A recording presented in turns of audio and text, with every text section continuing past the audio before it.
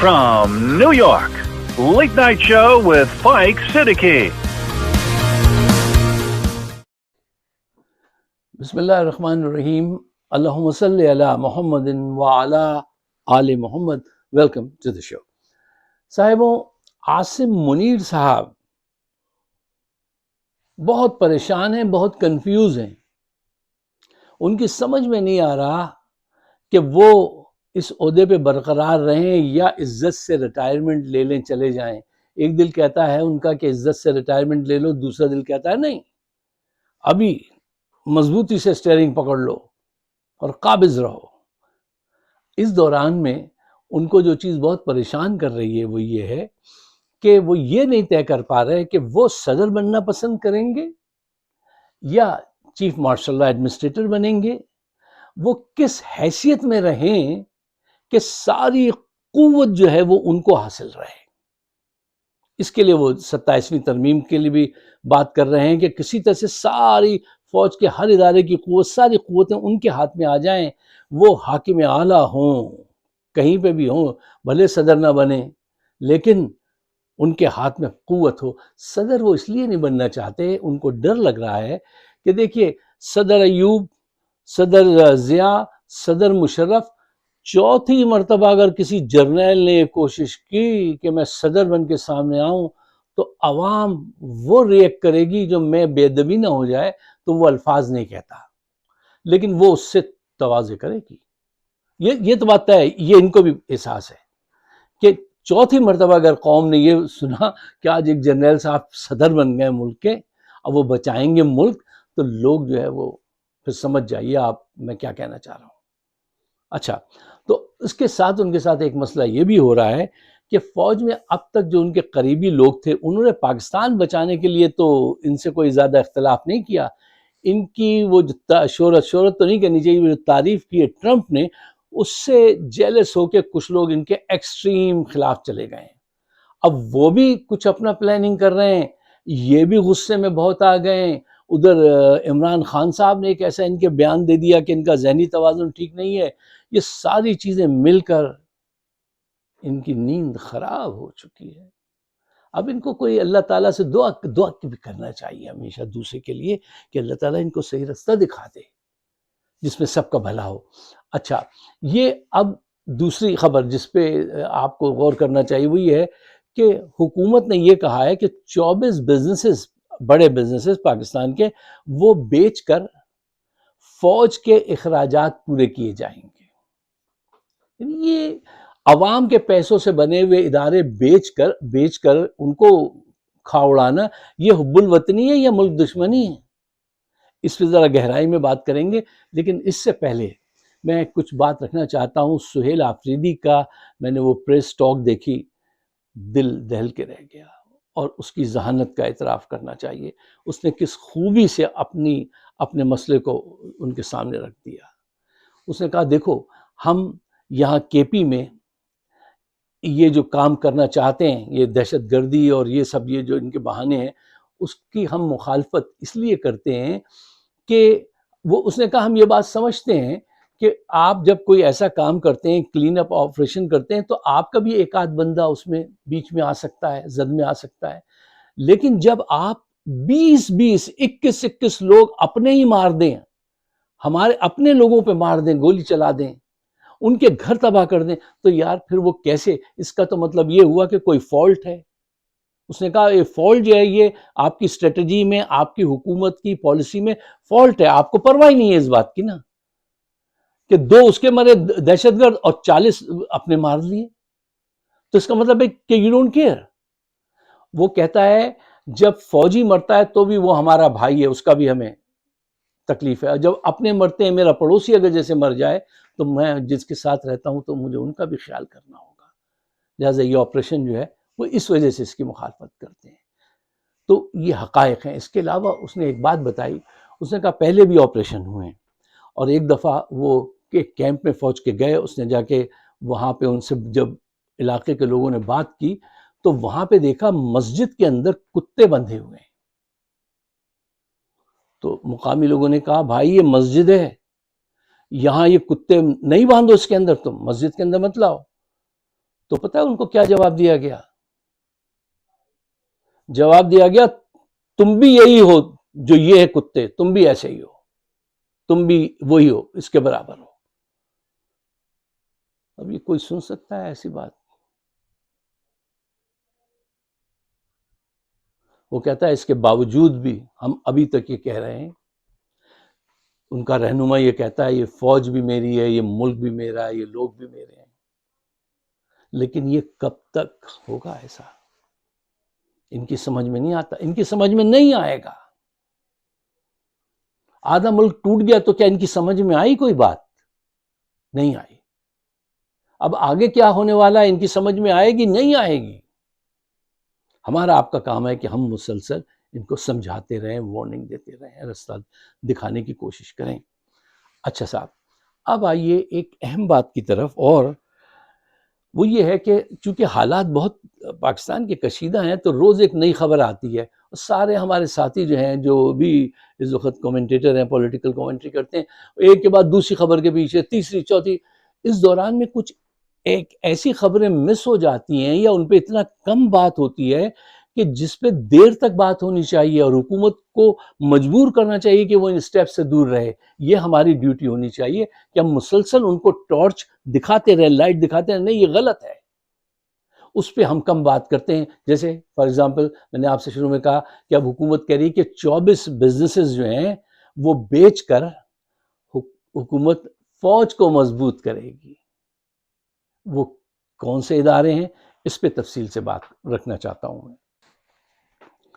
اچھا صاحب، فیصل واڈا جیسے لوگ اور ان کے دوسرے وہ جو ہیں گماشتے، جن کو میں کہتا ہوں ہم نوا، وہ یہ باتیں کر رہے ہیں کہ فوج کمزور ہے، اس کو پیسہ لگا کے مضبوط کرنا چاہیے۔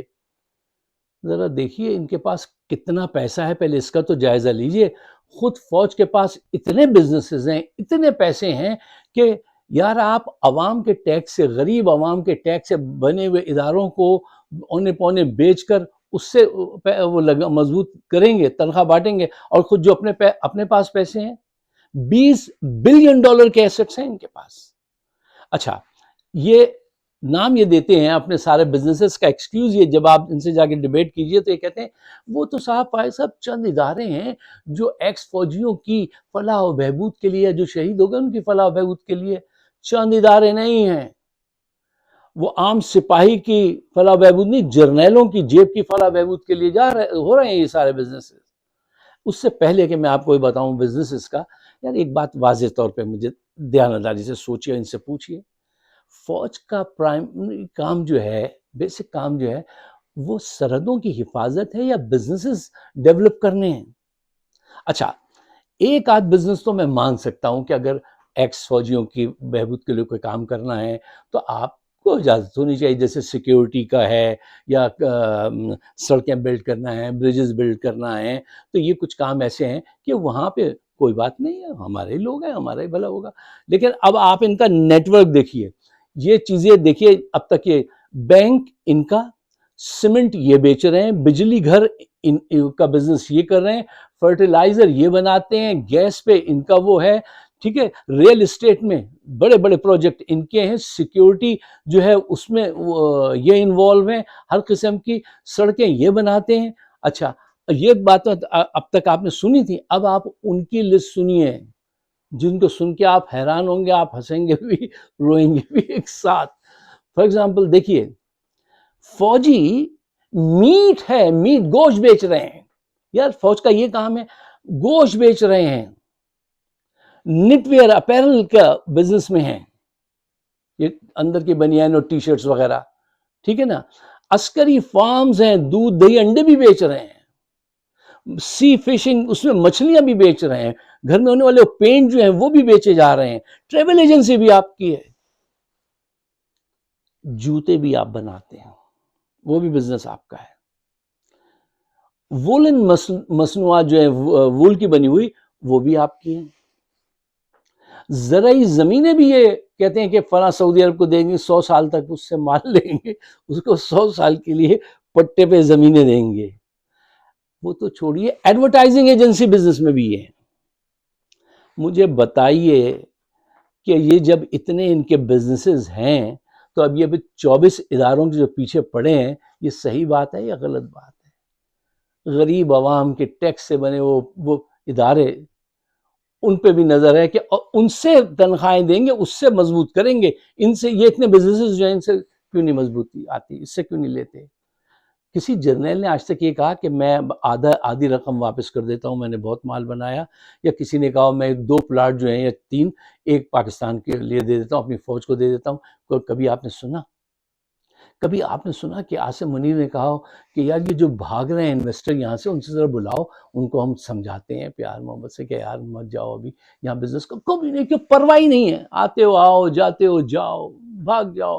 ان کو تو اپنی ذات سے عشق سچا، باقی سب افسانے ہیں. اچھا اب آپ یہ دیکھیے، بڑی لمبی لسٹ تھی، میں نے ریسرچ کی تھی تو، لیکن 2 دیکھ لیجئے آپ.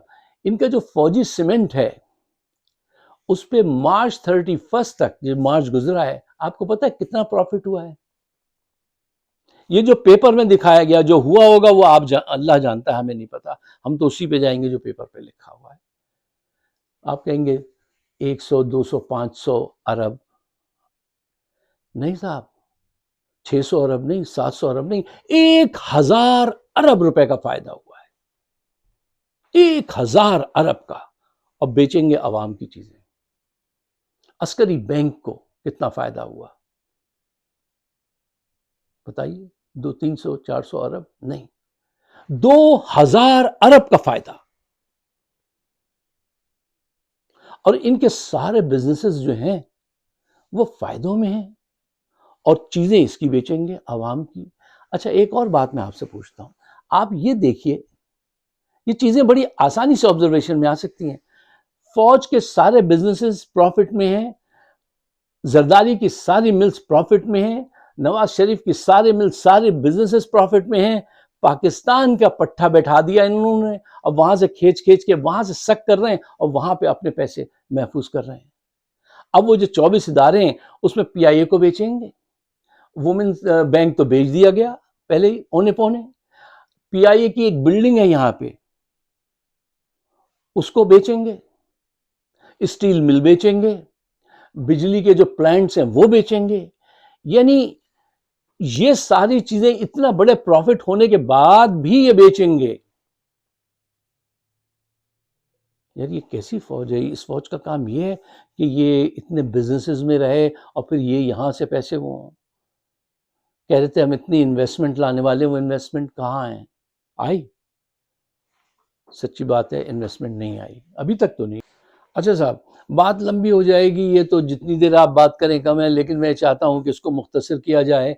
آپ کو ہم کو سب یہ علم ہونا چاہیے، ان سے کہنا چاہیے کہ یہ جو تم نے کلیئرنس سیل لگا رکھی ہے نا، اس کو بند کرو، اس سے ملک کا نقصان ہے. اور اب بچا بھی کیا ہے؟ اب تو ایک بابا کا مزار بچا ہے، وہ بھی بڑی قیمتی زمین ہے کراچی کی، اس کو بیچ دیں گے. کیا کریں گے؟ یا اپنے اثاثے، ایٹمی اثاثے بیچیں. یقین کیجئے اگر قیمت اچھی مل جاتی نا تو شہباز شریف نے بتایا تھا وہ بیچ دیتے. 4-5 بلین مانگے تھے انہوں نے کلنٹن سے. آج والے بھی ایسے ہیں، اگر اچھی قیمت لگ جائے تو بیچ دیں گے. یار کیسے نصیب ہے پاکستان کے. اچھا یہ بات بہت ہی تکلیف دہ ہے اور لمبی ہو جائے گی. 2-3 اہم پوائنٹس ہیں، ان کو پیش نظر رکھیے، اس کو ڈسکس کیجئے. آپ ہمارے اگر میری بات آپ کی سمجھ میں آتی، کیونکہ انہوں نے میری راہ میں تو بہت رکاوٹیں کھڑی کی ہیں، اس کو اتنا پیرالائز کر دیتے ہیں ویڈیو کو کہ وہ بہت کم لوگوں تک پہنچتی ہے. تو براہ مہربانی اس کو گروپس میں شیئر کیجئے گا اور مجھے اپنے خیالات سے نوازیے گا. پوائنٹ نمبر 1، دیکھو قومی ادارے بیچنا، بیچ کے کھا جانا حب الوطنی نہیں، غداری ہے. ہر ایک کو غدار کہنے والوں کے منہ پہ جا کے یہ کہو کہ یہ قومی ادارے بیچنا حب الوطنی نہیں ہے، غداری ہے جس کے تم مرتکب ہو رہے ہو. پوائنٹ نمبر 2، اس کام کو ری اسٹرکچرنگ کا نام دے کر دھوکہ دینے کی کوشش مت کرو. آج پورا پاکستان پوری دنیا میں بیٹھا ہوا تمہیں دیکھ رہا ہے اور سمجھ رہا ہے کہ تم ریشمی لفظوں میں اس کو الجھاتے ہو. نام ایسے کہ ری اسٹرکچرنگ نہیں ہو رہی ہے. یہ پوائنٹ نمبر 3، جو کام تم کر رہے ہو نا، کہتے ہو ملک کے ڈیفنس کے لیے، یہ ڈیفنس نہیں، یہ ڈسٹرکشن ہو رہی ہے. کھل کے کہیے، صاف کہیے، یہ تم ڈیفینس نہیں کر رہے ہو، تم ڈسٹرکشن کر رہے ہو. بلکہ ذہنی طور سے میں نے سوچا تھا اس کو نام دینا چاہیے ملٹری فیوڈلزم. اس کا ایکٹ ان کی طرح ایکٹ کر رہے ہو. یہ ملٹری فیوڈلزم ہے جو کر رہے ہیں کہ اب اونے پونے بیچو، عیش کرو. یار مجھے بتائیے 24 انسٹیٹیوشن بیچ دیں گے اور جب بلینز آف ڈالر کے تمہیں فائدے ہو رہے ہیں. وہ قطر میں گئے تھے، کہاں گئے تھے سیکیورٹی کے لیے؟ کتنے، 1 یا 2 بلین ڈالرز ملے تھے. کوئی رپورٹ ہے اس کی؟ وہ کس کے پاس گئے؟ فوج جب بزنس کرتی ہے تو کس میں ہمت ہے کہ جا کے ان سے انکم ٹیکس لے گا اور بجلی کا صحیح بل وہ ادا کریں گے؟ اور جو نقصان لوکل مارکیٹ کو ہوتا ہے، بزنس مین کہتا ہے میرے بھائی یہ تو جو جی چاہے گا کر لیں گے، میں کیسے ایکسپورٹ کروں گا؟ کتنے نقصانات ہیں اس کے. ایک لمٹ میں ہونا چاہیے تھی وہ. ایسا نہیں ہے. لیکن ہمیں اس بات پہ ایمفیسائز کرنا چاہیے اور اس کو آگے بڑھانا چاہیے. اگر آپ مجھ سے ایگری کرتے ہیں تو ٹھیک ہے، نہیں کرتے ہیں تو بھی آئی ریسپیکٹ یور اوپینین، میں آپ کی عزت رکھوں گا. لیکن اس کو آگے ضرور بڑھائیے تاکہ یار کچھ بات تو ہو. آپ اپنا فرض تو ادا کریں. مجھے اپنے خیالات سے نوازیے گا. آپ سب کا بہت بہت شکریہ.